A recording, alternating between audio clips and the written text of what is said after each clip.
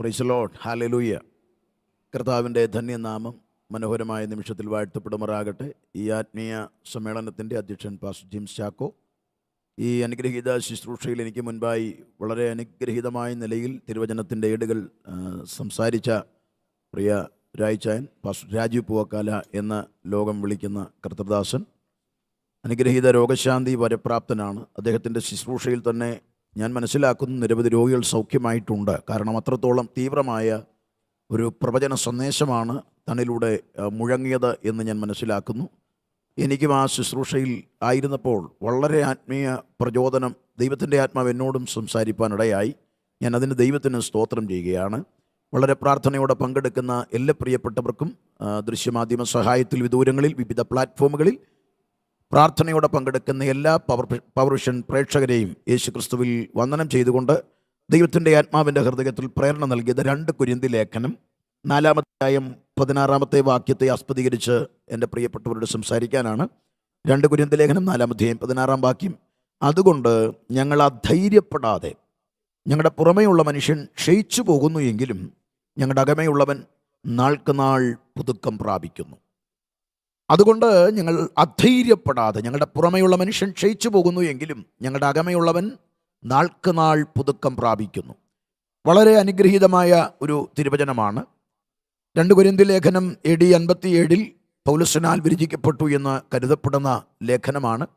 ഈ ലേഖനം എഴുതാനുള്ള പ്രധാന ഉദ്ദേശം തൻ്റെ അപ്പോസ്തോലത്വത്തെ ചോദ്യം ചെയ്യുന്ന ഒരു കൂട്ടം എഴുന്നേറ്റു ദൈവസഭയിൽ. അതുമാത്രമല്ല, ദുരുപദേശത്തിൻ്റെ ചിന്തകൾ ദൈവസഭയ്ക്കകത്തേക്ക് വാരി വിതറുവാൻ ഒരു കൂട്ടം യത്നിക്കുമ്പോൾ അതിനെതിരെയുള്ള തൻ്റെ പ്രതികരണവും യഥാർത്ഥ ഭക്തനാരെന്നും യഥാർത്ഥ ശുശ്രൂഷകനാരെന്നും വ്യക്തമായി വെളിപ്പെടുത്തുന്നതിന് വേണ്ടി താൻ എഴുതിയ ലേഖനമാണ് 2 കൊരിന്തി ലേഖനം.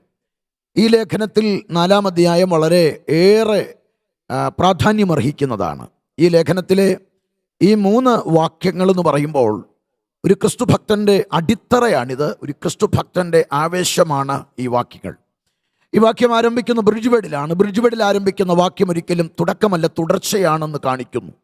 വേദപുസ്തകത്തിൻ്റെ വ്യാഖ്യാനത്തിൽ ഏറ്റവും പരമപ്രധാനമായത് ബ്രിഡ്ജ് വേഡിൽ ആരംഭിക്കുന്ന വാക്കുകൾ, അധ്യായങ്ങൾ, പാരഗ്രാഫുകളൊക്കെ ഒരു വലിയ വിഷയത്തിലേക്ക് നമ്മുടെ തുടർച്ചയെ കാണിക്കാൻ ഉപയോഗിക്കുന്ന ഇനി, എന്തുകൊണ്ടെന്നാൽ, ആയതിനാൽ, പിറ്റേന്നാൾ, എങ്കിലും എന്നീ പദങ്ങളൊക്കെ ബ്രിഡ്ജ് വേഡാണ്. അതുകൊണ്ട് തന്നെ ആ വാക്യത്തിൽ ആരംഭിക്കുന്ന വാക്യങ്ങൾ ഒരു തുടക്കമല്ല, തുടർച്ചയാണ്. ഇവിടെ പൗലോസ് പറയുന്ന വാക്യം സാഗൂതം വീക്ഷിച്ചാൽ ഒരു കാര്യം മനസ്സിലാകും. അതുകൊണ്ട് ഞങ്ങൾ അധൈര്യപ്പെടാതെ, ഞങ്ങളുടെ പുറമെയുള്ള മനുഷ്യൻ ക്ഷയിച്ചു പോകുന്നെങ്കിലും ഞങ്ങളുടെ അകമയുള്ള മനുഷ്യൻ നാൾക്ക് നാൾ പുതുക്കം പ്രാപിക്കുന്നു. പുറമെയുള്ള മനുഷ്യൻ, അകമയുള്ള മനുഷ്യൻ. ഇനി മാത്രമല്ല, പുറത്തെ മനുഷ്യൻ ക്ഷയിക്കുന്നു, അകത്തെ മനുഷ്യൻ പുതുക്കം പ്രാപിക്കുന്നു. ഈ 2 കാര്യങ്ങളാണ് പൗലോസ് പറയുന്നത്. അതിൽ പുറമെയുള്ളവനെ കുറിച്ചാണ് നമ്മുടെയൊക്കെ പലരുടെയും ഉത്കണ്ഠ. പുറമെയുള്ള മനുഷ്യൻ ക്ഷയിക്കുന്നു എന്ന് പൗലോസ് പറയുമ്പോൾ, പൗലോസ് ആ പുറമെയുള്ളവൻ ക്ഷയിക്കുമ്പോൾ പൗലോസിൻ്റെ ആറ്റിറ്റ്യൂഡ് പറയുന്നു, അധൈര്യപ്പെടുന്നില്ല. അതിൻ്റെ അർത്ഥം എന്താണ്? അധൈര്യപ്പെടുന്നില്ലെന്ന് പറയുമ്പോൾ താൻ ധൈര്യപ്പെട്ടിരിക്കുന്നു. ഏത് കാര്യത്തിലാണ്? എൻ്റെ പുറമെയുള്ളവൻ ക്ഷയിക്കുന്നു, ഞാൻ ധൈര്യപ്പെട്ടിരിക്കുന്നു. അപ്പോൾ ഇന്ന് പകർക്കാലവും പുറമെയുള്ളവൻ ആരാണെന്ന് ഞാൻ പെട്ടെന്ന് പറയാം. പുറമെയുള്ളവൻ എന്താണ്? ദൈവം ആദിയിലേതനിൽ ദൈവത്തിൻ്റെ കരാങ്കുലികളാൽ മനുഷ്യനെ മണ്ണുകൊണ്ട് മിടഞ്ഞ പുറംകൂടിനെയാണ് നാം പുറമെയുള്ളവൻ എന്ന് വിളിക്കുന്നത്. ഇതിനെ ദേഹമെന്ന് നാം വിളിക്കുന്നു, ബോഡി എന്ന് നാം വിളിക്കുന്നു. പഞ്ചേന്ദ്രിയങ്ങൾ കൊണ്ട് ലോകവുമായി ബന്ധപ്പെടുവാൻ മാത്രം ഉപകരിക്കുന്ന നമ്മുടെ പുറംകൂടി, ശരീരം. ഈ ശരീരത്തെക്കുറിച്ച് തിരുവചനത്തിലേക്ക് കടന്നു വരുമ്പോൾ ശരീരത്തിൽ പാപത്തിൻ്റെ ഉത്ഭവവും പാപത്തിൻ്റെ ഇരിപ്പിടവും ഒക്കെ മനുഷ്യനോട് ബന്ധപ്പെട്ട് ശരീരത്തിൽ തന്നെയാണ് എന്ന് വ്യക്തമാണ്. ശരീരത്തിൻ്റെ ഗതികേട് എന്താണെന്ന് ചോദിച്ചാൽ ഇതുവരെയും രക്ഷാപൂർത്തി പ്രാപിച്ചിട്ടില്ല എന്ന് വ്യക്തമാണ്. ഇനിയും ശരീരത്തിൻ്റെ പ്രത്യേകത, ഡോക്ടർ ചാൾസ് മേയോ 1960കളിൽ ഡോക്ടർ ചാൾസ് മേയോ ഈ പുറംകൂടിനൊരു വിലയിട്ടു. ഏകദേശം 6 രൂപ 40 പൈസ. 10 ഗാലൻ വെള്ളമിട്ട് കെട്ട സോപ്പിനുള്ള കൊഴുപ്പ്, 9200 തീപ്പെട്ടിക്ക് ആവശ്യമായ ഫോസ്ഫറസ്, അല്പം ഉപ്പിനുള്ള മഗ്നീഷ്യം, ഒരു ആണിക്കുള്ള ഇരുമ്പ്, ഒരു പട്ടിക്കുഞ്ഞിൻ്റെ ചെള്ള് കളയാൻ ആവശ്യമായ ഗന്ധകം, ഇങ്ങനെയുള്ള ഒരു ചെറിയ ഘടകങ്ങൾ മാത്രമുള്ള മനുഷ്യ ശരീരത്തിൻ്റെ ഭാഗം. ഈ ശരീരത്തെയാണ് നാം മനസ്സിലാക്കേണ്ടത്. പൗലോസിൻ്റെ ഭാഷയിലേക്ക് വരുമ്പോൾ ഇത് പുറമെയുള്ളവൻ. ഇതിനെ പുറമെയുള്ളവനെന്ന് പൗലോസ് ഇവിടെ ആഴമായ നിലയിൽ പ്രതിപാദിക്കുമ്പോൾ ഓരോ ദൈവമക്കളും ഗൗരവമായ നിലയിൽ മനസ്സിലാക്കേണ്ട കാര്യം കർത്താവ് തന്നെ പറഞ്ഞിട്ടുണ്ട്. ഈ പുറമെയുള്ളതിനോടനുബന്ധമായി കർത്താവിൻ്റെ ഉപദേശങ്ങളും കർത്താവിൻ്റെ ചിന്തകളും ഗിരിപ്രഭാഷണത്തിലെ ആശയങ്ങളുമൊക്കെ പുറംകൂടിനോട് ബന്ധപ്പെട്ട് വരുന്നുണ്ട്. അപ്പോൾ തന്നെ അകത്തെ മനുഷ്യനോട് ബന്ധപ്പെട്ട് വരുന്നുണ്ട്. അപ്പോൾ തന്നെ പഴയ നിയമത്തിൻ്റെ ചരിത്രം പഠിച്ചാൽ പഴയ നിയമത്തിലെ വിശുദ്ധിയുടെ പ്രമാണങ്ങളൊക്കെ പുറംകൂടിനോട് ബന്ധപ്പെട്ടാണ്. വസ്ത്രധാരണം, ഭക്ഷണ രീതി, അങ്ങനെയുള്ള കാര്യങ്ങളൊക്കെ പുറംകൂടിനോട് ബന്ധപ്പെട്ടതാണ്. അങ്ങനെ പഴയ നിയമത്തിലെ അനുഗ്രഹങ്ങളെല്ലാം പുറംകൂടിനോട് ബന്ധപ്പെട്ടതാണ്. കന്നുകാലി, ആടിൻ്റെ പിറപ്പ്, ഗർഭഫലം, ഉയർച്ച തന്നെ പ്രാപിക്കും, താഴ്ച പ്രാപിക്കുകയില്ല. അതിൻ്റെ അർത്ഥം ആ വിഷയങ്ങളും അനുഗ്രഹങ്ങളും എല്ലാം പുറംകൂടിനോട് ബന്ധപ്പെട്ടാണ്. കർത്താവിൻ്റെ ഗിരിപ്രഭാഷണം 6-ാം അധ്യായം, മത്തായി 6-ാം അധ്യായം 31 മുതൽ 33 വരെ കർത്താവ് പറയുന്ന വാക്ക്, ആകയാൽ നാം എന്ത് തിന്നും, എന്ത് കുടിക്കും, എന്ത് ഉടുക്കുമെന്ന് വിചാരപ്പെടരുത്. ഈ വകയൊക്കെ ജാതികൾ അന്വേഷിക്കുന്നു. ആകയാൽ നാം എന്ത് തിന്നും, എന്ത് കുടിക്കും, എന്ത് ഉടുക്കുമെന്ന് വിചാരപ്പെടരുത്. ഈ വിചാരം എന്താണെന്ന് നമ്മളത് ചോദിച്ചാൽ കർത്താവ് തന്നെ വ്യാഖ്യാനം തന്നിട്ടുണ്ട്.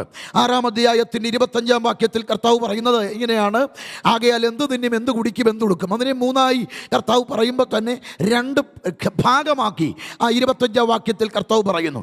ആകയാൽ എന്ത് തിന്നും, എന്ത് കുടിക്കുമെന്ന് നിങ്ങളുടെ ജീവനായിക്കൊണ്ടും എന്തുടുക്കുമെന്ന് ശരീരത്തിനായിക്കൊണ്ടും വിചാരപ്പെടരുത്. അപ്പോൾ ശരീരത്തെക്കുറിച്ച് വിചാരപ്പെടരുത് എന്നാണ് കർത്താവ് കൊടുക്കുന്ന പ്രമാണവും പഠിപ്പിക്കലുകളും. എന്നാൽ ഇന്നിൻ്റെ മനുഷ്യൻ, ഇന്നിൻ്റെ ജീവിതം മുൻപോട്ട് നയിക്കുന്ന ഓരോ വ്യക്തികളും അറിയാതെ പോലും ഈ ലോക ജീവിതത്തിൽ പുറംകൂടിന് വേണ്ടിയാണ് ജീവിക്കുന്നത്. പുറംകൂടിനെ പ്രതിയാണ് നമ്മുടെ യാത്രകൾ. പുറംകൂട് മാത്രമാണ് നമ്മുടെ ഓരോ ദിവസവും ദൈനംദിന ജീവിതത്തിലും പ്രാർത്ഥനയിലുമൊക്കെ പ്രധാന വിഷയമായി വരുന്നത്. നമ്മുടെ ശരീരത്തിൻ്റെ ആവശ്യങ്ങളാണ്. എന്നാൽ ഇവിടെയാണ് നാം മനസ്സിലാക്കേണ്ടത്, ശരീരത്തെക്കുറിച്ച് നമ്മൾ ഉറച്ചു നിന്നാൽ ഒരു ശാസ്ത്രം മാത്രമാണ്.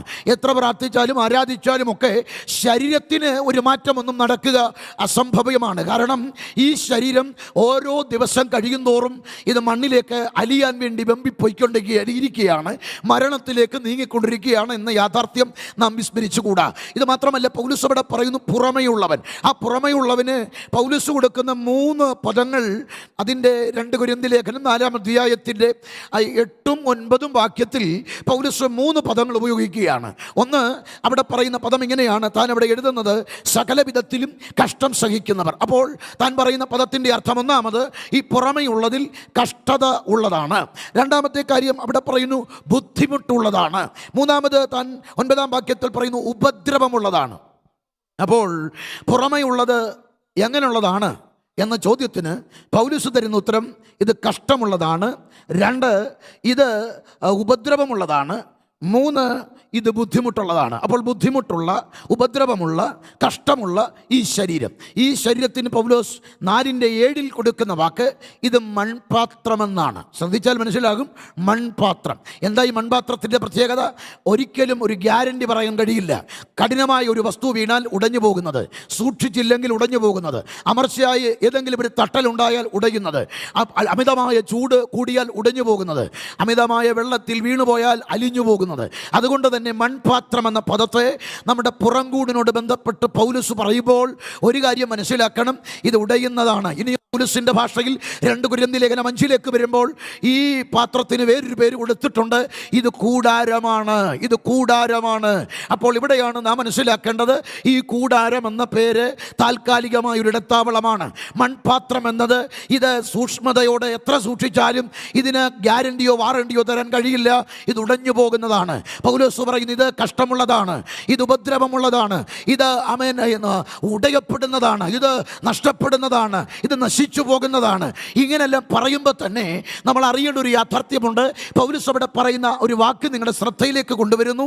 എങ്കിലും എന്ന പദത്തിൽ താൻ പറയുന്ന യാഥാർത്ഥ്യം ഇത് ഉടയുന്നതാണ്, ഇത് കഷ്ടമുള്ളതാണ്, ഇത് ഉപദ്രവമുള്ളതാണ്, ഇത് ബുദ്ധിമുട്ടുള്ളതാണ്, ഇത് കൂടാരമാണ്, ഇത് ക്ഷണികമാണ്, ഇത് ഓരോ ദിവസവും നശിച്ചുകൊണ്ടിരിക്കുകയാണ്. പക്ഷേ ഞാൻ അധൈര്യപ്പെടുന്നില്ല. ഇവിടെയാണ് നാം അറിയേണ്ടത്, പൗലോസിൻ്റെ ജീവിതത്തിൽ ഇത്രത്തോളം ആർത്തിരമ്പി വരുന്ന പ്രതിസന്ധികളെ താൻ ആത്മാവിൽ കണ്ടു. തൻ്റെ ജഡത്തിൽ ഉയർന്നു വന്ന പ്രതിസന്ധികളുടെ എണ്ണവും അതിൻ്റെ വിവരണങ്ങളുമൊക്കെ 2 കൊരിന്ത്യർ ലേഖനം 11:26 മുതൽ 31 വരെയുള്ള വാക്യത്തിൽ കാണാം. താൻ അവിടെ പറയുന്നത് 5 വട്ടം കല്ലേറ്, കപ്പൽ ഛേദം, കടലിലാപത്ത്, വെള്ളത്തിലാപത്ത്, കൂട്ടുകാരാലാപത്ത്, കപടഭക്തിക്കാരാലാപത്ത്, നദികളിൽ ആപത്ത്, വെള്ളത്തിൽ ആപത്ത്, കപടഭക്തിക്കാരാലാപത്ത്, കള്ള സഹോദരന്മാരാലാപത്ത്. ഇങ്ങനെ തൻ്റെ കഷ്ടതകളെ ആഴത്തിൽ നിരത്തുമ്പോൾ ഇതെല്ലാം പുറംകൂടിനോട് ബന്ധപ്പെട്ട പ്രശ്നങ്ങളാണ്. ഇത്രയും പ്രശ്നങ്ങൾ അനുഭവിച്ചിട്ടും താൻ പറയുന്ന വാക്ക് നിങ്ങൾ ശ്രദ്ധിച്ചോ, ഞാൻ അധൈര്യപ്പെടുന്നില്ല. ഇവിടെയാണ് മനസ്സിലാകേണ്ടത്. ചെറിയ പ്രശ്നങ്ങളുടെ മുൻപിൽ തലകുനിഞ്ഞു, ചില ചോദ്യങ്ങളുടെ മുമ്പിൽ തലകുനിഞ്ഞു, ചില രോഗങ്ങളുടെ മുമ്പിൽ തലകുനിഞ്ഞു, ചില നിരാശാവാക്കുകളുടെ മുൻപിൽ തോറ്റെന്ന് പറയുന്ന ചിലരുണ്ട്, മടുത്തു എന്ന് പറയുന്നവരുണ്ട്, ഇനി മടുത്തു മരിച്ചാൽ മതി എന്ന് പറയുന്നവരുണ്ട്, സാമ്പത്തിക പ്രശ്നം കണ്ടതിൻ്റെ പേരിൽ ഇനി ജീവിതം മടുത്തു ആത്മഹത്യയാണ് മുൻപിലെന്ന് പറയുന്നവരുണ്ട്. എൻ്റെ പ്രിയ കുഞ്ഞെ, ഇന്ന് പകൽ മനസ്സിലാക്കണം, പൗലോസ് ഇത്ര കണ്ട് പ്രതിസന്ധി ജീവിതത്തിൽ ഒന്നിന് പിറകെ ഒന്നായി ആർത്തിരമ്പി വന്നിട്ടും ഭക്തൻ പറയുന്നത് ഞാൻ അധൈര്യപ്പെടുന്നില്ല. അങ്ങനാണെങ്കിൽ ഒരു ചോദ്യമുണ്ട്, അല്ലയോ ഭക്തൻ പൗലോസേ, ഇത്ര വലിയ പ്രതികൂലമാഞ്ഞടിച്ചിട്ടും അങ്ങ് പതറാത്തത് എന്താണ്? അങ്ങ് തെല്ലും കൂസാത്തത് എന്താണ്? ഇത്ര വലിയ ആർത്തിരമ്പി വന്ന പ്രതിസന്ധിയുടെ മുൻപിലും നെഞ്ചും നെറ്റിയും കൊടുത്ത് വീറോടെ നിൽക്കാൻ അങ്ങേക്ക് കഴിഞ്ഞത് എന്തുകൊണ്ട്? ഇന്ന് പകൽക്കാലം പരിശുദ്ധാത്മാവ് ഈ ആത്മീയ സമ്മേളനത്തിന്റെ കടശ ദിനത്തിൽ വ്യക്തികളോട് പ്രവചിക്കുന്ന ദൂതാണ്. ചില തോൽവി, ചില പ്രതികൂലങ്ങളുടെ മുൻപിലാകരുത്. നീ തോൽക്കേണ്ടത് ഈ പ്രതിസന്ധിയുടെ മുൻപിലല്ല, നിന്റെ ദൈവത്തിന്റെ മുൻപിലേ നീ തോൽവി സമ്മതിക്കാവൂ. ഒരാത്മീകന്റെ തല കുനിയേണ്ടത് ദൈവത്തിന്റെ മുൻപിലാകണം.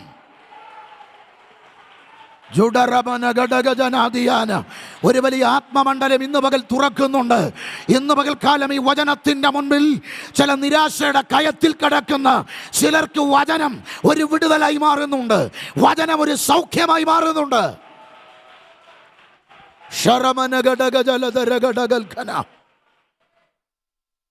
ആർത്തിരമ്പി വരുന്ന ഈ പ്രതികൂലത്തിന്റെ നടുവിൽ കോലിനടി കൊണ്ടിട്ടും കപ്പൽ ഛേദം, കടലിലാപത്ത്, കല്ലേറ്, പട്ടിണി, പൈതാഹം, ശീതം, ഉഷ്ണം, നഗ്നത, ആപത്ത്, വാള്, ഇതിൻ്റെ നടുവിലൊന്നും പൗലോസ് ഒരു നിരാശയുടെ വാക്കും പറയാതിരുന്നു. ചോദിക്കണം, ഭക്തനെ എന്തുകൊണ്ട്? മറുപടി എന്താണെന്ന് ഒറ്റ വാക്യം കൊടുത്തിട്ടുണ്ട്. 2 കൊരിന്ത്യർ 4:7 പറയുന്നു, ഈ അത്യന്ത ശക്തി, അതാണ് അതൻ പറയുന്നത്, ഈ അത്യന്ത ശക്തി ഞങ്ങൾക്ക് മൺപാത്രങ്ങളിലാണ് തന്നിരിക്കുന്നത്. ഇന്ന് പകൽക്കാലം പൗലോസ് പറയുന്നത്, നിങ്ങളെപ്പോലെ എനിക്കും പ്രശ്നമുണ്ട്, നിങ്ങളെക്കാൾ അധികം പ്രശ്നമുണ്ട്, നിങ്ങളെക്കാൾ അധികം യാത്ര ചെയ്യുന്നുണ്ട്, നിങ്ങളെക്കാൾ അധികം ഉപദ്രവമുണ്ട്. പക്ഷെ ഞാൻ ഇടുങ്ങിയിരിക്കാത്തതിൻ്റെ കാരണം, എന്നെ ഇടുക്കിയിരിക്കാൻ കഴിയാതെ വണ്ണം എൻ്റെ മേൽ ഇറങ്ങി വരുന്ന ദൈവശക്തിയുടെ അളവറ്റ വലിപ്പമുണ്ട്. ഇന്ന് പകൽക്കാലം നിനക്കുള്ള ഏറ്റവും വലിയ കുറവ് അവിടെയാണ്. പ്രശ്നങ്ങൾ പലതായിരിക്കും, പക്ഷെ അതിനേക്കാൾ വലിയ ഒരു അഭിഷേകം ഏറ്റെടുക്കാൻ ഇന്ന് പകൽ നീ തയ്യാറാക.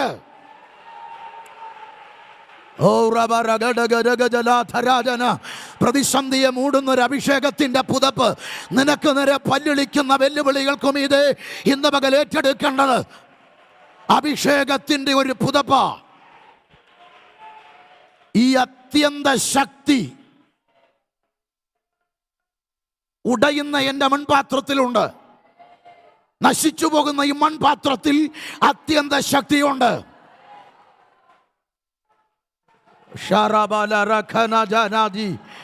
നിന്റെ പ്രശ്നം, നീ മൺപാത്രമാണ്, സമ്മതിക്ക്. പക്ഷെ ഇതിലേക്ക് ദൈവശക്തി വ്യാപരിക്കട്ടെ, ഇതിലേക്ക് ദൈവത്തിൻ്റെ ശക്തി ഇറങ്ങട്ടെ. ഇന്ന് പകൽക്കാലം ഭൗതിക നേട്ടങ്ങൾക്കപ്പുറത്ത് ഇന്ന് പകൽ പ്രാർത്ഥനയുടെ ശബ്ദമുയരട്ടെ. പരിശുദ്ധാത്മാവുമായി ഒരു എൻകൗണ്ടർ സംഭവിക്കട്ടെ. പരിശുദ്ധാത്മാവേ, അങ്ങെന്നെ ഒന്ന് തൊടണേ, അങ്ങെന്നെ ഒന്ന് നിറയ്ക്കണേ, അങ്ങന്റെ കൂടെ വരണേ.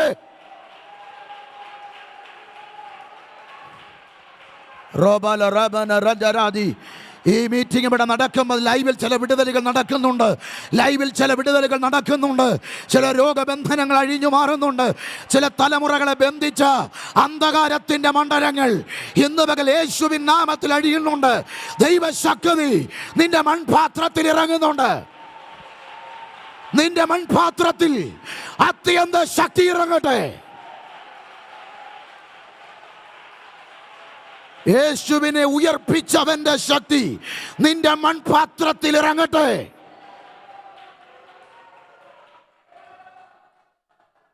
സകലവിധത്തിലും കഷ്ടം സഹിക്കുന്നവരാ, സകലവിധത്തിലും കഷ്ടം സഹിക്കുന്നവരാ, പക്ഷെ ഞാൻ ഇടുങ്ങിയിരിക്കുന്നില്ല.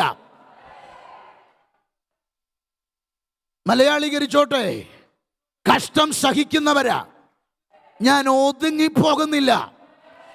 നിന്നെ ഒതുക്കി വെച്ചത് ചില കഷ്ടതകളാണ്, പക്ഷെ ദൈവശക്തി നിന്നെ പുറത്തു കൊണ്ടുവരാൻ പോകുകയാണ്.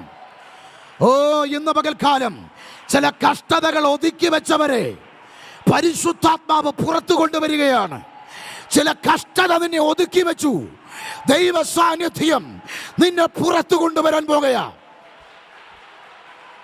ദൈവാത്മാവ് തൊടുന്നുണ്ട്, ദൈവാത്മാവ് തൊടുന്നുണ്ട്. ഓ, ചില സഹോദരിമാരെ ദൈവാത്മാവ് തൊടുന്നുണ്ട്, ചില യൗവനക്കാരെ ദൈവാത്മാവ് തൊടുക. നിന്റെ ഭാവി അടഞ്ഞതിന്റെ പേരിൽ ഒറ്റപ്പെട്ട മുറിക്കകത്ത് മാനസിക രോഗിയെ പോലെയാ നീ കഴിയുന്നത്. സഹോദര, ഇന്ന് പകൽ പരിശുദ്ധാത്മാവ് നിന്നെ പുറത്തെടുക്കാൻ പോകുകയാണ്.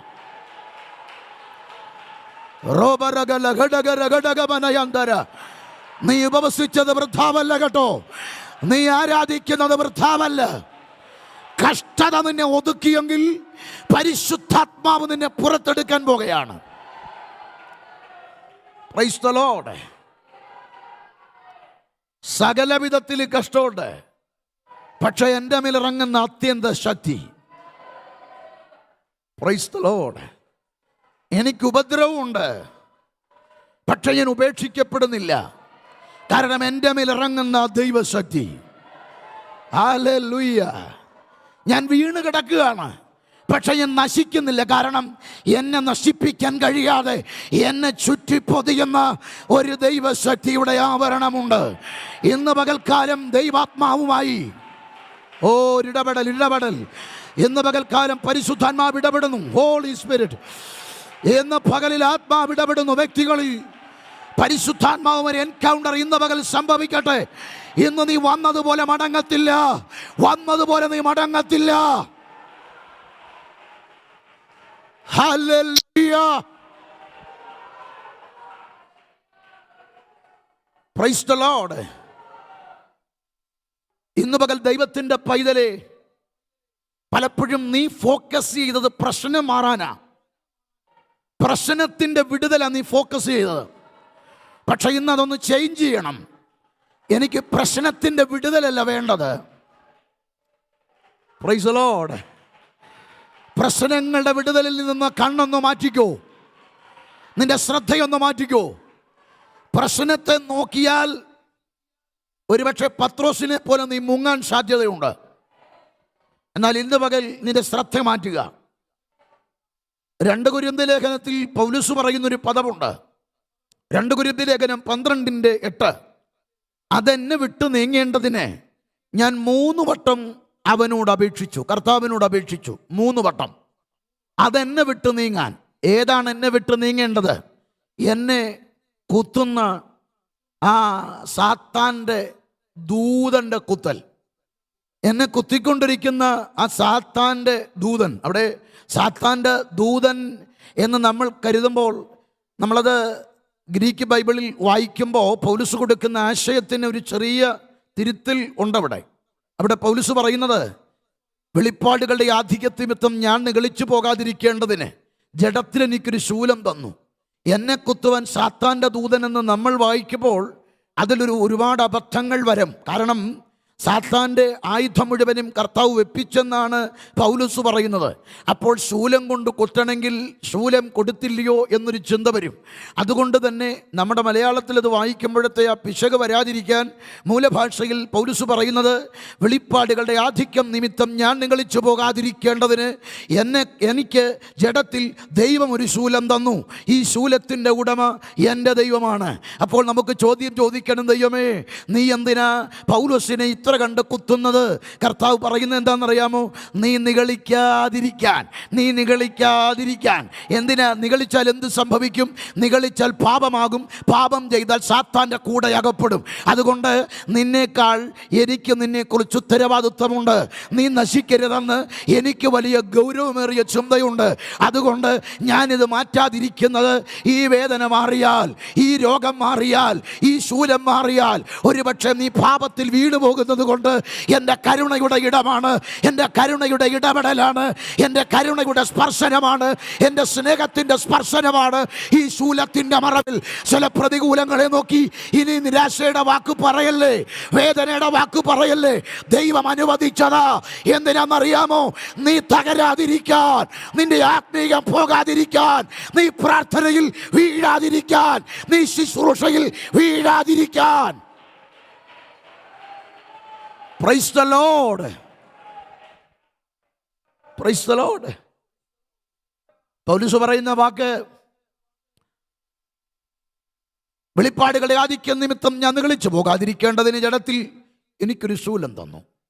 അടുത്ത വാക്ക് ഗ്രീക്കിൽ ഇങ്ങനെയാണ്, അതെനിക്ക് സാത്താൻ കുത്തുന്നത് പോലെയാ തോന്നുന്നത്. അതിൻ്റെ വേദന അത്ര കണ്ട് അസഹനീയമാണ്. എനിക്ക് അത്ര കണ്ടു വേദന വരുത്തുന്ന നിലയിലാണ് അതെന്നെ തൊടുന്നത്. അതെന്നെ വിട്ടു മാറാൻ ഞാൻ 3 വട്ടം അവനോട് അപേക്ഷിച്ചു. ഞാൻ അപേക്ഷിച്ചു, മാറ്റിത്തരണമേ എന്ന്.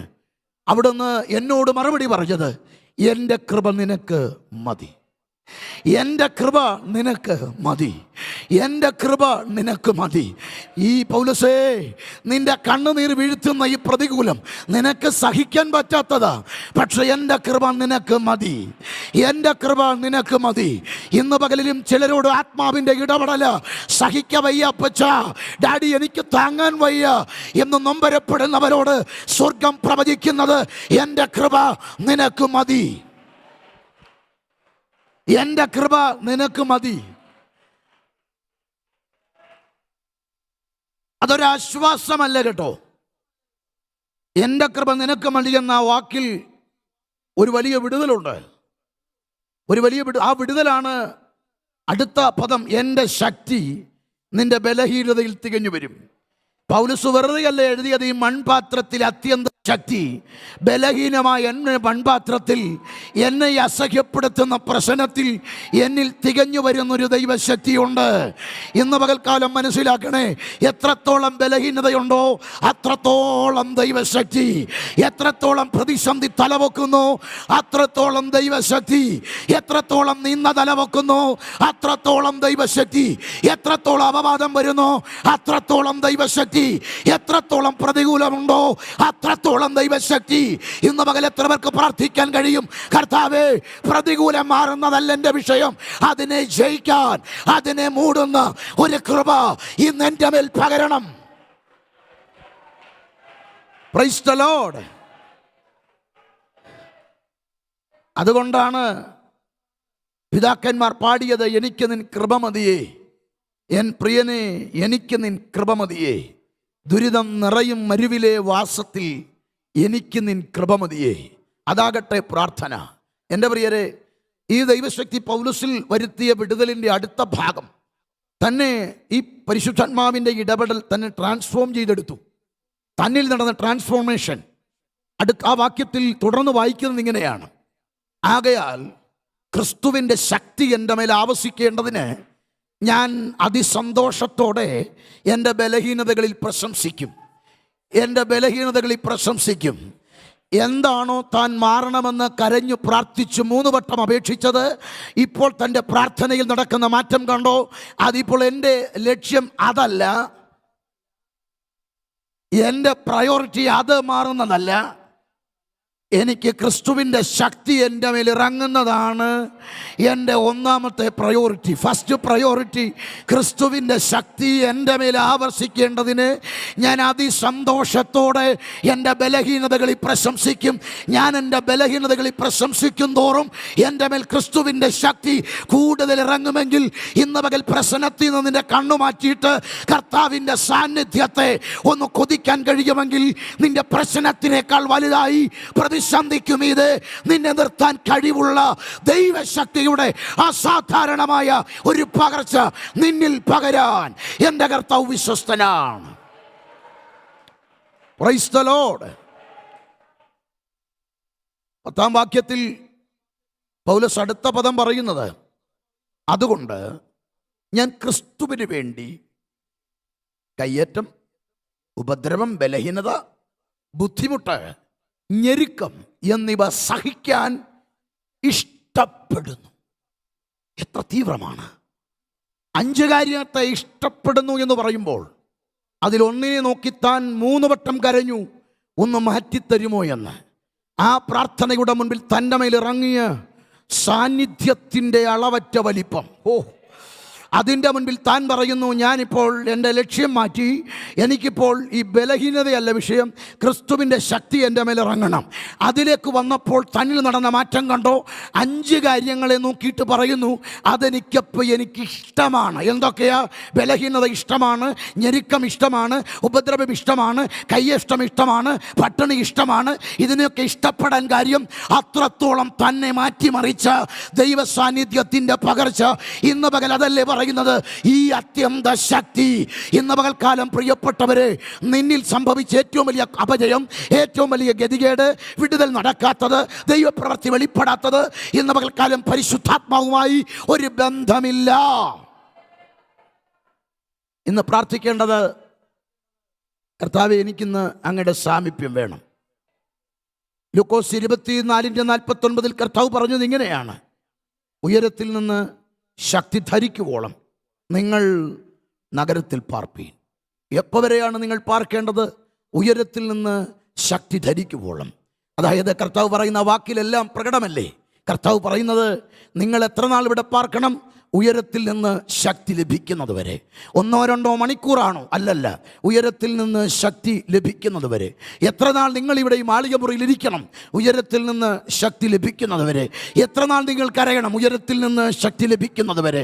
എത്ര നാൾ നിങ്ങൾ പ്രാർത്ഥിക്കണം? ഉയരത്തിൽ നിന്ന് ശക്തി ലഭിക്കുന്നത് വരെ. അതുകൊണ്ട് ഇന്ന് പകൽക്കാലം പ്രാർത്ഥിക്കേണ്ടത്, ഈ ഉപവാസ പ്രാർത്ഥനയ്ക്ക് ആശീർവാദം ഇടും മുൻപ്, പരിശുദ്ധാത്മാവേ, അങ്ങയുടെ സാമീപ്യം എനിക്ക് വേണം, അങ്ങയുടെ ശക്തി എനിക്ക് വേണം, അങ്ങ് എൻ്റെ കൂടെ വരണം, അങ്ങയുടെ സാമീപ്യം എനിക്ക് വേണം, അങ്ങന്റെ പ്രതികൂലത്തിൽ വരണം, അങ്ങയുടെ കൃപ എനിക്ക് വേണം. ഈ പ്രതിസന്ധിയെ ജയിക്കാൻ, ഈ പ്രതികൂലത്തെ ജയിക്കാൻ, ഈ ഒറ്റപ്പെടലിനെ ജയിക്കാൻ, ഈ നിരാശയെ ജയിക്കാൻ, ഈ ഏകാന്തതയെ ജയിക്കാൻ എനിക്ക് അവിടുത്തെ കൃപ വേണമെന്ന് ആര് പ്രാർത്ഥിക്കുന്നു, അവരുടെ മേൽ ഇറങ്ങി വരുന്ന ഒരു ദൈവമഹത്വമുണ്ട്.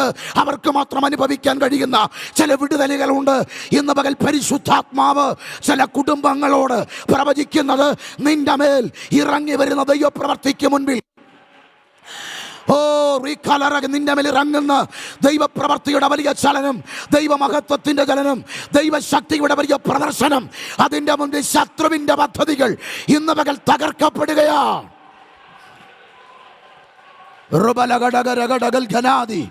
ഇന്ന് പകൽക്കാലം ചില വിടുതലുകൾ നടക്കുന്നുണ്ട്, ചില കുടുംബ പ്രശ്നങ്ങൾ പരിഹരിക്കപ്പെടുന്നുണ്ട്, ചില വിവാഹ മോചനങ്ങളിലേക്ക് തലമുറകളെ വലിച്ചിഴച്ച് ചില പൈശാചിക മണ്ഡലങ്ങളെ ഇന്ന് പകൽ ദൈവാത്മാവ് ക്യാൻസൽ ചെയ്യുന്നുണ്ട്.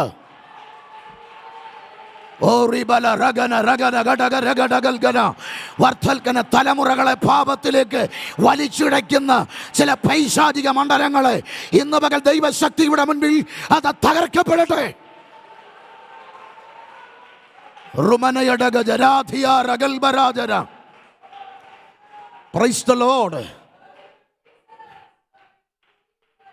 അതുകൊണ്ട് ഞങ്ങൾ അധൈര്യപ്പെടുന്നില്ല.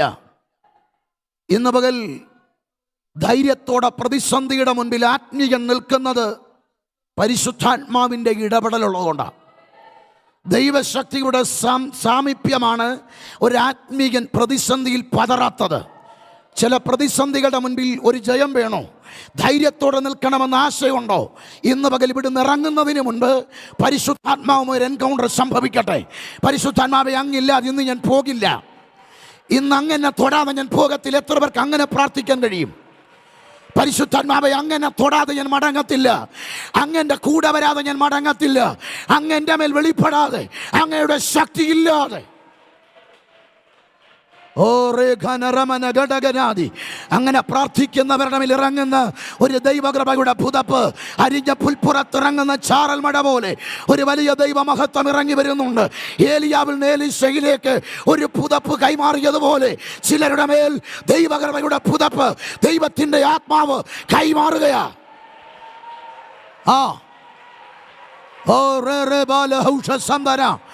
പൗലോസ് അണലിയെ കുടഞ്ഞു കളഞ്ഞതുപോലെ, ചില അണലിയെ കുടഞ്ഞു കളഞ്ഞ് പൗലോസിനെ പോലെ ചില രോഗത്തെ കുടഞ്ഞു കളയാൻ ദൈവശക്തി നിന്റെ മേൽ ഇറങ്ങുകയാണ്. ചില പ്രതികൂലത്തെ കുടഞ്ഞു കളയാൻ ദൈവശക്തി നിന്റെ മേൽ ചലിക്കുക. ഷറബധന ഷറബബബബ റംഷാരാന്ധേരി ഖൽബറമനഗട. വിടുതലുകൾ നടക്കുന്നുണ്ട്, വിടുതലുകൾ നടക്കുന്നുണ്ട്. ചില കുടുംബങ്ങളിൽ, ഈ ലൈവിലുള്ള ചില വ്യക്തികളെ ദൈവാത്മാവ് തൊടുന്നുണ്ട്. രാജ്യങ്ങളുടെ വെളിയിൽ ചില ദൈവമഹത്വം ഇറങ്ങി വരുന്നുണ്ട്. പ്രതീക്ഷ നഷ്ടപ്പെട്ടാണ് ലൈവിലിരിക്കുന്നത്. പരിശുദ്ധാത്മാവ് പറയുന്നു, നിന്റെ കൂടെ കർത്താവുണ്ട് കേട്ടോ. ഇന്ന് പകൽ ദൈവ സാന്നിധ്യം നിന്നെ തൊടുക. ചിലരെ പരിശുദ്ധാത്മാവ് അഭിഷേകം ചെയ്യുന്നുണ്ട്. അന്ത്യകാലഘട്ടത്തിൻ്റെ ഉണർവിന് വേണ്ടി ഒരു കൂട്ടം തലമുറകളെ ഈ കാലഘട്ടത്തിൽ ദൈവാത്മാവ് എടുക്കുന്നുണ്ട്. ഈ മീറ്റിംഗിൽ ചിലരെ തൊടുന്നുണ്ട്. ചില യുവതലമുറകളെ ദൈവിക പദ്ധതിയുടെ അടുത്ത മേഖലയ്ക്ക് വേണ്ടി ദൈവാത്മാവ് ഒരുക്കിയെടുക്കുകയാ. ശരബലഗട ഗജനഗടഗല ധിയരഗട ഗജനാധിയാര ശന്തൽ ഖന്ദരഗട ഗജനാദി. Praise the Lord, praise the Lord. അതുകൊണ്ട് ഞങ്ങൾ അധൈര്യപ്പെടാതെ, പുറമെയുള്ളവൻ ക്ഷയിച്ചു പോകുന്നു എങ്കിലും, അവിടെയാണ് കടല്, എങ്കിലും അത്യന്ത ശക്തിയുടെ ഒന്നാം ഘട്ടം പുറമെയുള്ള ശരീരത്തിലാണെങ്കിൽ, രണ്ടാം ഘട്ടം ആത്മീയന് പറയാൻ പറ്റും, എൻ്റെ അകത്തെ മനുഷ്യൻ പുതുക്കത്തിലേക്ക് വരികയാണ്. Praise the Lord. പൗലോസ് എഫെസ്യ ലേഖനത്തിൽ പറയുന്നു, 3:15 പൗലോസ് പറയുന്നു, അവൻ്റെ ആത്മാവിനാൽ നിങ്ങളകത്തെ മനുഷ്യൻ ശക്തിയോടെ ബലപ്പെടുക. ഈ അത്യന്ത ശക്തി എൻ്റെ അകത്തെ മനുഷ്യനെ നാൾക്ക് നാൾ പുതുക്കത്തിലേക്ക്, ബലത്തിലേക്ക് കൊണ്ടുവരികയാണ്. ഇന്ന് പകൽക്കാലം ആത്മീയനോട് ഓർമ്മിപ്പിക്കുന്നത്, നിൻ്റെ അകത്തെ മനുഷ്യൻ നാൾക്ക് നാൾ ബലപ്പെടും. ആ നാൾക്ക് നാൾ ബലപ്പെടണം. നാൾക്ക് നാൾ ബലപ്പെടണമെന്ന് പറയുന്നതിൻ്റെ കാരണം, അകത്തെ മനുഷ്യൻ നാൾക്ക് നാൾ ബലപ്പെട്ടില്ലെങ്കിൽ അത് വലിയ അപകടമാണ്. എന്താണ് അപകടം?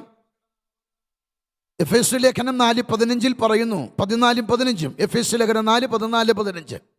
ഉപദേശത്തിൻ്റെ കാറ്റിനാൽ അലഞ്ഞുഴലുന്ന ശിശുക്കളായിരിക്കാതെ. കണ്ടോ?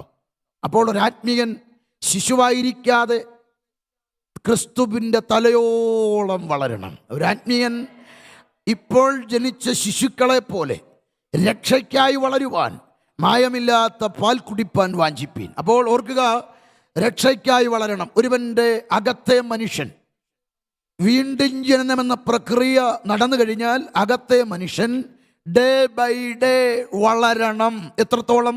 ക്രിസ്തുവിൻ്റെ തലയോളം. ആ വളർച്ചയെയാണ് പൗലോസ് ഇവിടെ പറയുന്നു, അകത്തെ മനുഷ്യൻ ബലപ്പെടുക, പുതുക്കപ്പെടുക. വളർച്ചയോട് ബന്ധപ്പെട്ടാണ് ചോദ്യം. വളർന്നില്ലെങ്കിൽ പാസ്റ്റർ എന്തെങ്കിലും സംഭവിക്കുമോ? സംഭവിക്കും. ശിശുവായിരിക്കും. വളരുന്നില്ലെങ്കിൽ ശിശുവായിരിക്കും. ശിശുവായാൽ അപകടമുണ്ടോ എന്ന ചോദ്യം ഉണ്ട്. ഗലാത്യ ലേഖനം 4:4, 1, 2, 3, 4 വാക്യങ്ങളിൽ അവിടെ കാണുന്നത് ഇങ്ങനെയാണ്: അവകാശി സർവത്തിനും യജമാനെങ്കിലും ശിശുവായിരിക്കുന്നിടത്തോളം ദാസനേക്കാളൊട്ടും വിശേഷതയുള്ളവനല്ല. ഒരുവൻ്റെ അകത്തെ മനുഷ്യൻ ശൈശവാവസ്ഥയിലിരുന്നാൽ ദാസനേക്കാൾ വിശേഷതയില്ല. ഒരു കൊച്ചു കുഞ്ഞിനെ ഭിക്ഷക്കാരന് വരെ വേരിട്ടി ഓടിക്കാൻ പറ്റും. കാരണം ശിശുവായതുകൊണ്ട്. ശൈശവാവസ്ഥയിലിരിക്കുന്ന ഒരു കുഞ്ഞിൻ്റെ കയ്യിൽ വില പിടിച്ചത് കൊടുക്കില്ല. കാരണം ആർക്കും അത് വാങ്ങാം.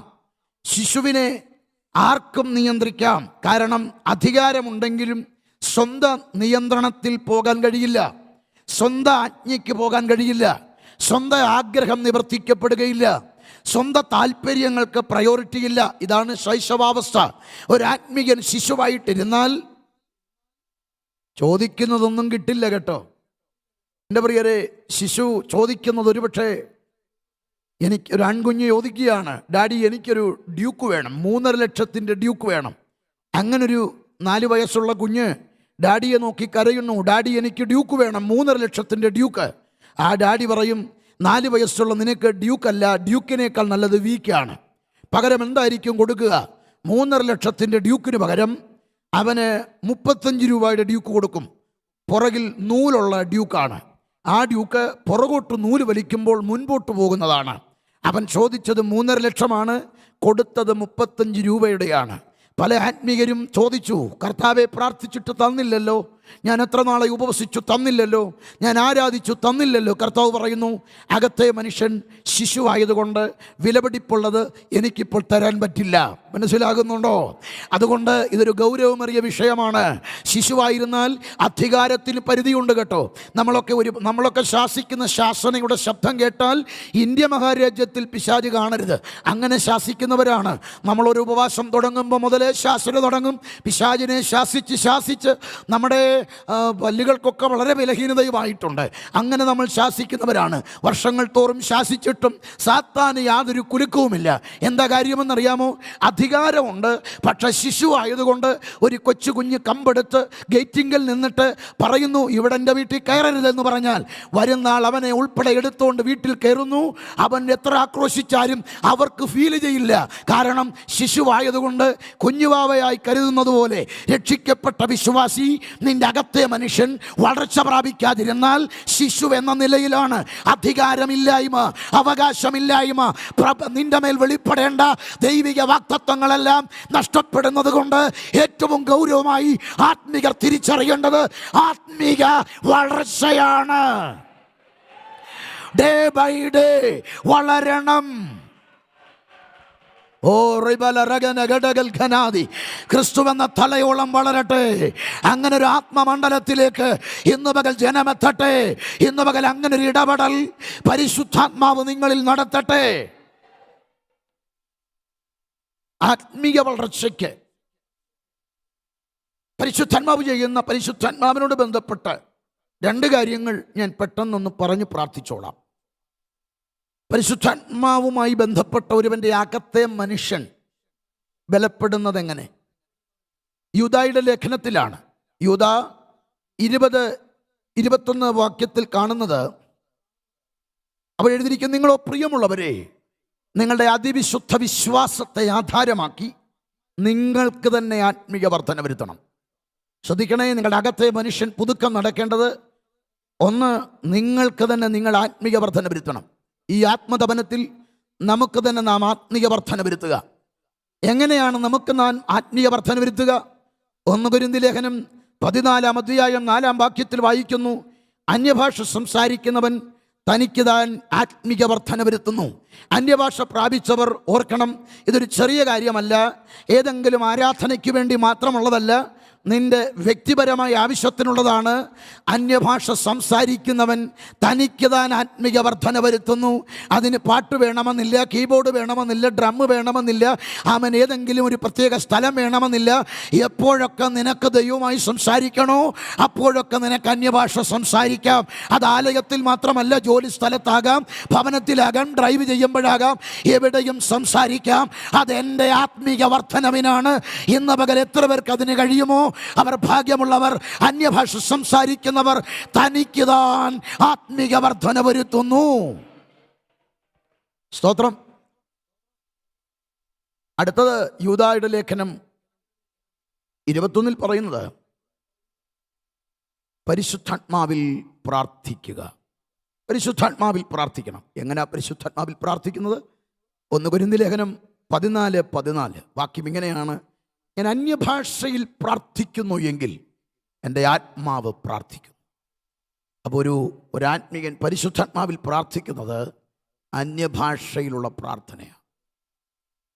ചിലർ കരുതിയിരിക്കുന്നത് അന്യഭാഷ സംസാരിക്കുന്നത് വ്യാഖ്യാനം ഇല്ലെങ്കിൽ മൗനമാകട്ടെ. പക്ഷേ 1 കൊരിന്ത്യർ ലേഖനം 14:28 രേഖപ്പെടുത്തുന്നത്, അന്യഭാഷ സംസാരിക്കുന്നവൻ വ്യാഖ്യാനം ഇല്ലെങ്കിൽ സഭയിൽ മിണ്ടാതെ തന്നോടും ദൈവത്തോടും സംസാരിക്കട്ടെ. അപ്പോൾ അന്യഭാഷ സംസാരിക്കുന്നതിന് സഭയിൽ മിണ്ടാതിരിക്കാനല്ല, അവൻ മിണ്ടാതെ തന്നോടും ദൈവത്തോടും സംസാരിക്കട്ടെ. 2 ഭാഷയുണ്ട്. വിവിധ ഭാഷകളുടെ വരമുണ്ട്, അന്യഭാഷയുണ്ട്. അന്യഭാഷ ദൈവത്തോട് സംസാരിക്കാൻ. വിവിധ ഭാഷകളുടെ വരം, അത് അതർ ടങ് എന്ന് കൊടുത്തിരിക്കുന്നു. അപ്പോൾ അന്യഭാഷ അൺനോൺ ടങ്സ്. അപ്പോൾ അറിയപ്പെടാത്ത ഭാഷയും നമുക്ക് വിവിധ ഭാഷകളും. അപ്പോൾ വിവിധ ഭാഷകൾ വ്യാഖ്യാനം ഇല്ലെങ്കിൽ ഉപയോഗിക്കരുത്. പക്ഷേ എനിക്ക് ദൈവത്തോട് സംസാരിക്കാൻ തന്ന അന്യഭാഷ അതിന് വ്യാഖ്യാനയുടെ ആവശ്യമില്ല. എനിക്ക് ദൈവത്തോട് സംസാരിക്കാം. അപ്പോൾ ഒരു ആത്മീയൻ അന്യഭാഷ സംസാരിക്കുമ്പോൾ നടക്കുന്ന വിടുതൽ അവൻ്റെ മണ്ഡലത്തിലാണെങ്കിൽ ഇന്ന് പകൽ അന്യഭാഷ പറഞ്ഞുകൊണ്ടിരിക്കുമ്പോൾ തന്നെ അകത്തെ മനുഷ്യനിൽ ആ പ്രവൃത്തി നടക്കുന്നെങ്കിൽ ആ വിടുതൽ നിൻ്റെ പുറംകൂടിലേക്ക് വ്യാപരിക്കും. ഒരു നിമിഷം ദൈവസന്നിധിയിലേക്കൊന്ന് തലകളെ വണക്കി ഒന്ന് പ്രാർത്ഥിക്കാമോ? ഇന്ന് പകലിൽ വ്യക്തമായി ദൈവത്തിൻ്റെ ആത്മാവിൻ്റെ ഇടപെടലിൻ്റെ ഭാഗമായി ഇന്ന് പകൽ ഓരോ പ്രിയപ്പെട്ടവരും ഒന്ന് പ്രാർത്ഥിച്ചേ. ഇതുവരെയും പരിശുദ്ധാത്മാവുമായി ഒരു ആത്മബന്ധം ഉണ്ടായിട്ടില്ലെങ്കിൽ ഈ പകൽ പ്രാർത്ഥിക്കേണ്ടത്, പരിശുദ്ധാത്മാവെ എന്നെ ഒന്ന് നിറയ്ക്കണം, എന്നെ ഒന്ന് നിറയ്ക്കണം, എനിക്ക് അവിടുത്തെ ആത്മസാമീപ്യം വേണം. ഇതുവരെയും അന്യഭാഷ സംസാരിക്കാൻ കഴിയാത്തവർ ഒന്ന് പ്രാർത്ഥിക്കണം. പരിശുദ്ധാത്മാവേ, എനിക്ക് അങ്ങയോട് സംസാരിക്കാൻ എൻ്റെ നാവിൻ്റെ കെട്ടും നറുത്തു കളഞ്ഞ് എനിക്കും അന്യഭാഷ വേണമെന്ന് ഒന്ന് പ്രാർത്ഥിക്കണം. ഇന്ന് പകൽ അങ്ങനെ പ്രാർത്ഥിക്കുന്നവരുണ്ടോ? ഇന്ന് പകൽ നിങ്ങളുടെ മേൽ ഉച്ചരിച്ചു കൂടാത്ത ഞരക്കങ്ങളാൽ അവൻ അവരെ നിറച്ചു എന്ന് വായിക്കുന്നത് പോലെ ഇന്ന് പകൽ പരിശുദ്ധാത്മാവാം ദൈവം ചില വ്യക്തികളെ നിറയ്ക്കാൻ പോകുകയാണ്. ഇന്ന് പകൽ അന്യഭാഷ സംസാരിക്കുന്നവർ തനിക്ക് താൻ ആത്മീയ വർധന വരുത്തുന്നു. അന്യഭാഷയിൽ പ്രാർത്ഥിക്കുമ്പോൾ എൻ്റെ ആത്മാവ് പ്രാർത്ഥിക്കുന്നു. ഇതൊരു പോരാട്ടമായി മാറുന്നെങ്കിൽ അന്യഭാഷയിൽ പ്രാർത്ഥിച്ചുകൊണ്ടിരിക്കുമ്പോൾ തന്നെ ചില അന്ധകാര മണ്ഡലങ്ങൾ നിന്റെ കുടുംബത്തിൽ നിന്ന്, നിന്റെ തലമുറയിൽ നിന്ന്, നിന്റെ സഭയിൽ നിന്ന് അഴിഞ്ഞു മാറുന്ന ഒരു വലിയ ദൈവപ്രവൃത്തിയായി ഇന്ന് പകൽ മാറ്റപ്പെടുകയാണ്. എല്ലാവരും അല്പസമയം അന്യഭാഷയിൽ ദൈവത്തെ സ്തുതിച്ചു തുടങ്ങട്ടെ. എല്ലാവരും അല്പസമയം അന്യഭാഷയിൽ ദൈവത്തെ സ്തുതിച്ചു തുടങ്ങട്ടെ. നമുക്കൊരുമിച്ച് പാടി ദൈവത്തെ മഹത്വപ്പെടുത്താം. എല്ലാവരും അല്പസമയം അന്യഭാഷയിൽ.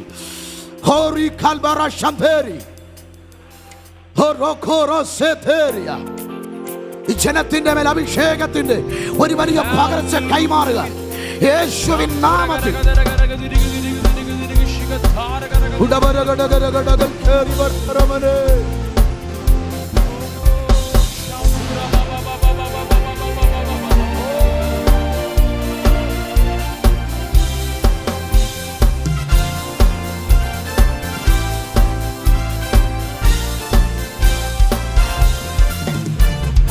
ആത്മശക്തിയാൽ എന്നെ നിറച്ചിടുക, അനുദിനം ആരാധിപ്പാൻ. അഭിഷേകത്താൽ എന്നെ നിറച്ചിടുക, ഞാൻ ഉണർന്നു ശോഭിക്കുവാൻ. ആത്മശക്തിയാൽ എന്നെ നിറച്ചിടുക, അനുദിനം ആരാധിപ്പാൻ. അഭിഷേകത്താൽ എന്നെ നിറച്ചിടുക, ഞാൻ ഉണർന്നു ശോഭിക്കുവാൻ. അഭിഷേകം പകർന്നിടുക, പുതുശക്തി പ്രാപിക്കുവാൻ. അഭിഷേകം പകർന്നിടുക, പുതുശക്തി പ്രാപിക്കുവാൻ. അന്ധകാര ശക്തികളെ ജയിക്കും ഞാൻ ആ കൃപയാൽ. അന്ധകാര ശക്തികളെ ജയിക്കും ഞാൻ ആ കൃപയാൽ. ദ്വേഷം നിറയും മരുയാത്രയിൽ ഞാൻ നിന്നെ സ്തുതിച്ചാർത്തിടുമ്പോൾ തുറന്നിടുക നീരുറവ, ഞാൻ എഴുന്നേറ്റു ശോഭിക്കുവാൻ. ദ്വേഷം നിറയും മരുയാത്രയിൽ ഞാൻ നിന്നെ സ്തുതിച്ചാർത്തിടുമ്പോൾ തുറന്നിടുക നീരുറവ, ഞാൻ എഴുന്നേറ്റു ശോഭിക്കുവാൻ. അഭിഷേകം പകർന്നിടുക, പുതുശക്തി പ്രാപിക്കുവാൻ. അഭിഷേകം പകർന്നിടുക, പുതുശക്തി പ്രാപിക്കുവാൻ. അന്ധകാര ശക്തികളെ ജയിക്കും ഞാൻ ആ കൃപയാൽ. അന്ധകാര ശക്തികളെ ജയിക്കും ഞാൻ ആ കൃപയാൽ. അഭിഷേകം പുതുശക്തി പ്രാപിക്കുവാൻ. അഭിഷേകം പകർന്നിടുക, പുതുശക്തി പ്രാപിക്കുവാൻ. അന്ധകാര ശക്തികളെ ജയിക്കും ഞാൻ ആ കൃപയാൽ. അന്ധകാര ശക്തികളെ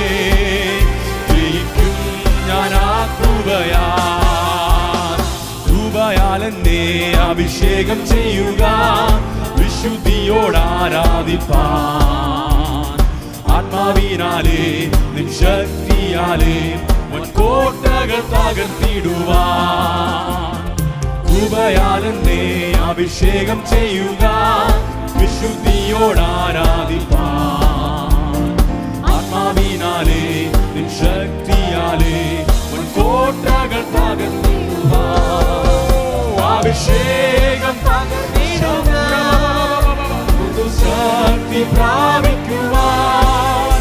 അഭിഷേകം പകർന്നിടുക, പുതുശക്തി പ്രാപിക്കുവാൻ.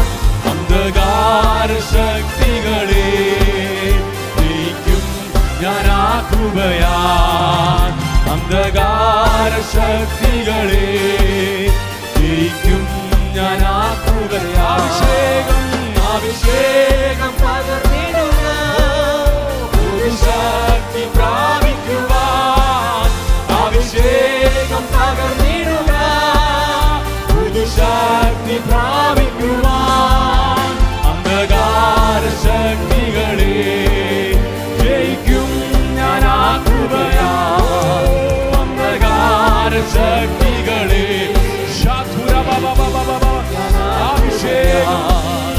അഭിഷേകം പകർന്നിടുക, പുതുശക്തി പ്രാപിക്കുവാൻ. അഭിഷേകം പകർന്നിടുക, പുതുശക്തി പ്രാപിക്കുവാൻ. ശക്തികളെ ജയിക്കും ഞാൻ ആ കൃപയാൽ. ശക്തികളെ ആത്മാവ്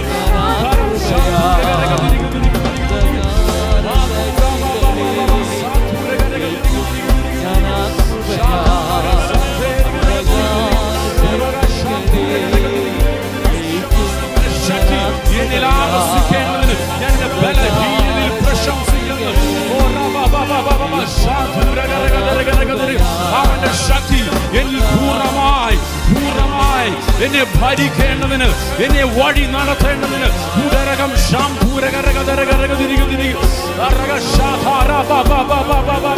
ആത്മാവിന്റെ ഒരു കവിഞ്ഞൊഴുക്ക് വഴി നടത്തുന്ന ആത്മാവ്